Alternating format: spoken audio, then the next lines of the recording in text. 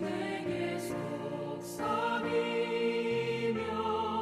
새 희망 주시네. 싸움이 맹렬하여 두려워 떨 때에 승리의 왕이 되신 주 음성 들리네. 그네가 내게 족하네. 그네가 족하네. 이 괴로운 세상 지날 때 그네가 족하네.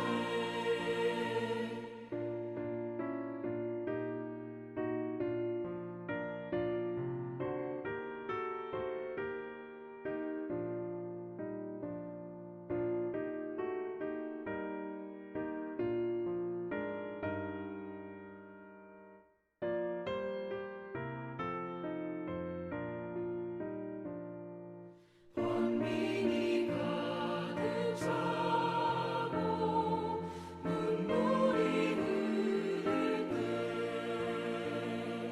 주 나의 곁에 오사 위로해 주시네. 환난이 닥쳐와서 어려움 당할 때 주님의 능력 입어 원수를 이기네. 그네가 내게 족하네. 그네가 족하네. 이 괴로운 세상 지날 때 그네가 족하네.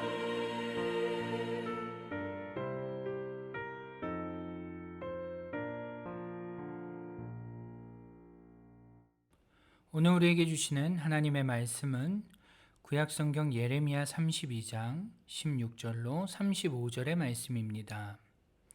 구약성경 예레미야 32장 16절로 35절의 말씀입니다. 내가 매매 증서를 네리야의 아들 바룩에게 넘겨준 뒤에 여호와께 기도하여 이르되, 슬프도소이다 주 여호와여, 주께서 큰 능력과 펴신 팔로 천지를 지으셨사오니 주에게는 할 수 없는 일이 없으시니이다. 주는 은혜를 천만인에게 베푸시며 아버지의 죄악을 그 후손의 품에 갚으시오니 크고 능력 있으신 하나님이시요 이름은 만군의 여호와시니이다. 주는 책략에 크시며 하시는 일에 능하시며 인류의 모든 길을 주목하시며 그의 길과 그의 행위의 열매대로 보응하시나이다. 주께서 애굽 땅에서 표적과 기사를 행하셨고 오늘까지도 이스라엘과 인류 가운데 그와 같이 행하사 주의 이름을 오늘과 같이 되게 하셨나이다.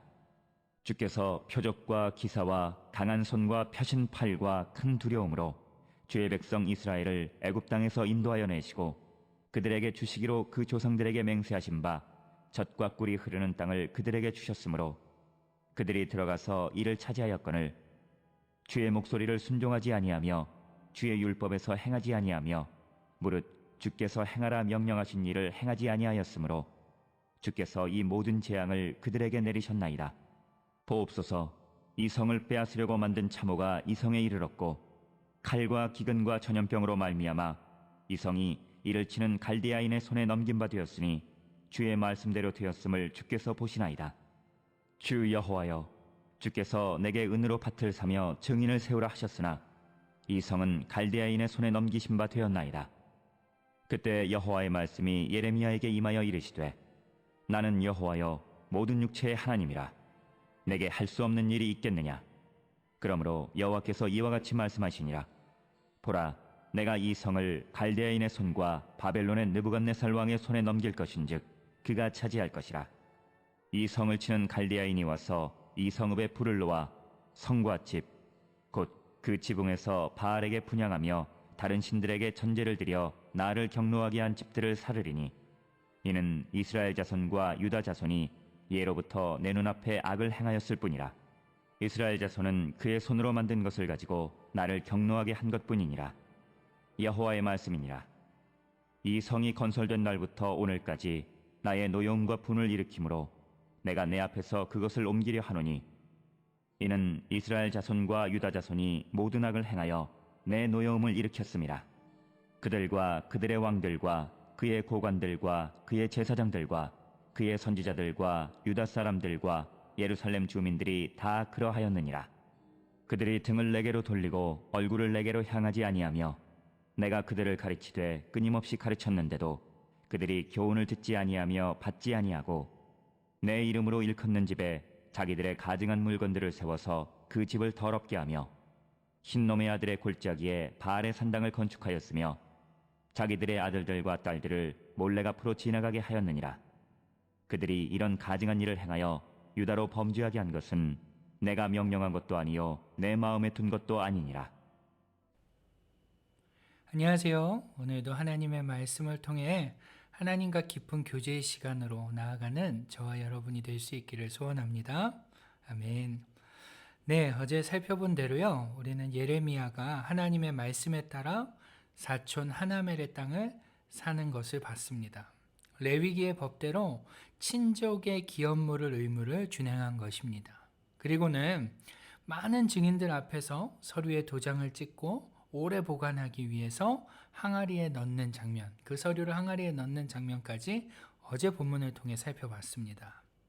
그리고 이제 오늘 본문은요, 그러한 사건 뒤에 나오는 예레미야의 기도와 하나님의 응답이라는 이 두 가지 측면으로 살펴볼 수 있습니다.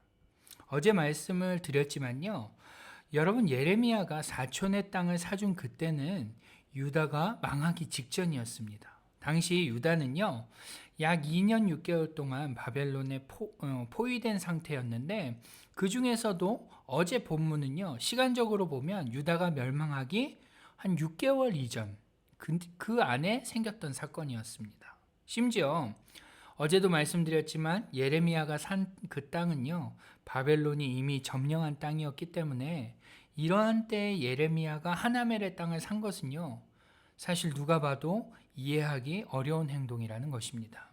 그런데 오늘 본문의 예레미야는 하나님의 말씀대로 이 같은 모든 일을 한 후에 하나님께 장문의 기도를 올립니다. 여러분, 그 기도의 내용이 무엇일까요?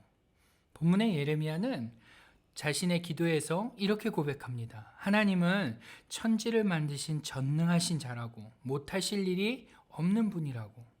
그는 모든 이에게 은혜를 베푸시는 분이시고 주의 눈은 모든 사람을 주목하셔서 각자 행한 대로 보응하시는 분이라고 그는 그의 기도에서 고백하고 있는 것을 볼 수 있습니다. 그리고 무엇보다 그러한 하나님은 큰 기적으로 과거 자신들을 애굽에서 이끌어내셨으며 약속의 땅으로 들어가게 해주신 분이신데, 이러한 하나님을 우리 백성들이, 우리 민족들이, 오늘 우리가 배신하고 순종하지 않고 하나님께 죄를 범함으로 오늘날 이와 같은 벌을 받고 있다라고 오늘 본문에서 예레미야는 그렇게 고백하고 있는 것입니다. 자신들을 둘러싼 바벨론을 보면서 예레미야는 우리의 죄악으로 인해 하나님께 멸망을 당하고 있다고, 모든 것이 하나님이 말씀하신 대로 그렇게 되어가고 있다고 지금 기도하고 있는 것입니다. 그러면서 이 예레미야의 기도에서 독특한 점이 하나 있는데요. 지금 예레미야는 자신이 당혹스러워하는 문제에 대해서 하나님께 기도합니다. 여러분, 예레미야가 당혹스러워하는 문제가 무엇입니까? 어제도 말씀을 드렸죠. 지금 이처럼 유다가 망했는데 왜 하나님은 나로 하여금 하나멜의 땅을 사라고 하셨는가 였습니다. 지금 예레미야가 당혹스러워하는 문제는 바로 그것이죠. 왜 하나님은 이처럼 유다가 망했는데 왜 나보고 그 땅을 사라고 하시는가? 여러분, 예레미야는 6년 전에도 하나님께 말씀을 받아 유다가 바벨론에서 70년이 지나면 돌아오게 될 것이다 라는 말씀을 선포했었습니다. 또 심지어 어제 본문 15절에서도 하나님은 예레미야에게 사람이 이 땅에서 집과 밭을 포도원을 도로 사게 하겠다라는 말씀을 선포하라고 하셔서 그 말씀을 선포하기도 했습니다. 그렇기 때문에 예레미야는 분명 지금 하나님께서 유다를 돌아오게 하실 것이며 회복시키실 것이라는 사실을 하나님께 들었으므로 알고 있었습니다. 분명히 알고 있었습니다. 그러나 어떻게 그러한 일이 가능한지, 정확히 언제 그 일이 일어날지, 자신이 그 일을 보게 될 수 있을지, 이와 같은 것들은 모두 하나님에 의해서 감추어졌기 때문에 예레미야는 하나도 알 수 없었던 것입니다. 그것까지 하나님께서 말씀해 주시지 않으셨기 때문에 예레미야는 그것들을 알 수 없었던 것이죠. 그로 인해서 지금 예레미야 선지자는 당황스러운 것입니다. 분명 하나님께서 이스라엘을 돌아오게 하시겠다고 말씀하셨지만, 분명 이 땅에서 집과 밭과 포도원을 다시 사는 그러한 날이 오게 하겠다라고 말씀하셨지만, 그것을 누구보다 잘 알고 있지만, 그럼에도 자신에게 그 땅을 사라고 하신 하나님의 말씀이 지금 예레미야 입장에서는 당혹스러운 것입니다. 여러분 같으면 이러한 당황스러움이 생길 때 어떻게 하시겠습니까? 이러한 의문이 들 때 어떻게 하시겠습니까? 저 같으면요, 이럴 것입니다. 아니, 하나님께서 백성들을 돌아오게 하신다는 거 저도 잘 알아요. 그런데 왜 저보고 이 땅을 사라고 하신 것입니까? 언제 도로 찾을 수 있는 건데요? 좀 속 시원하게 한번 말씀 좀 해주세요. 제가 이 땅을 다시 볼 수나 있기는 한 겁니까? 이렇게 기도를 하든지, 아니면 애초부터 땅을 사라고 말씀하실 그때부터 하나님께, 아니 이 땅은 망했는데, 이 땅은 이미 점령당했는데 왜 저 땅을 사라고 하십니까? 그 이유를 알려주셔야죠. 그걸 제가 알아야 뭐 사든지 말든지 하죠. 하나님 좀 말씀해 주세요. 이렇게 하나님께 따져 물었을 것입니다. 여러분은 어떠신가요? 혹시 비슷하시진 않습니까? 그런데 여러분, 오늘 예레미야의 이 기도를 보시면 이러한 우리의 기도와는 좀 다르다는 것을 발견할 수 있다는 것입니다. 여러분, 좀 전에 보셨지만 예레미야의 이 기도의 주된 목적은 우리와 동일하게 하나님, 제가 당혹스럽습니다 라는 것입니다. 동일합니다. 우리와 동일합니다. 우리와 마찬가지로 하나님의 말씀대로 유다는 망했습니다. 그런데 하나님은 저에게 저 땅을 사라고 하셨습니다. 저는 이것이 너무나 당혹스럽습니다 라는 것이 이 예레미야의 기도의 요점입니다. 그런데 그의 기도를 잘 보시면 좀 다른 게 있습니다. 그것이 무엇입니까? 바로 이 예레미야가 갖고 있던 의문, 당황스러움이 그의 기도에서 8절이나 지난 다음에 나온다는 것입니다. 예레미야는 자신의 당혹스러움, 터져나오는 의문들을 하나님께 단도직입적으로 물을 수 있었음에도 불구하고 지금 예레미야는 8절이라는 분량 동안 하나님의 전능하심, 하나님의 은혜로우심, 하나님이 그동안 하신 일들을 일목요연하게 먼저 고백한다는 것입니다. 이것이 우리와 다른 점이라는 것입니다. 여러분, 위대한 신학자 존 칼빈은요, 이러한 예레미야의 기도, 이러한 예레미야의 모습을 보면서 이 부분을 이렇게 주석하고 있습니다. 한번 잘 들어보십시오.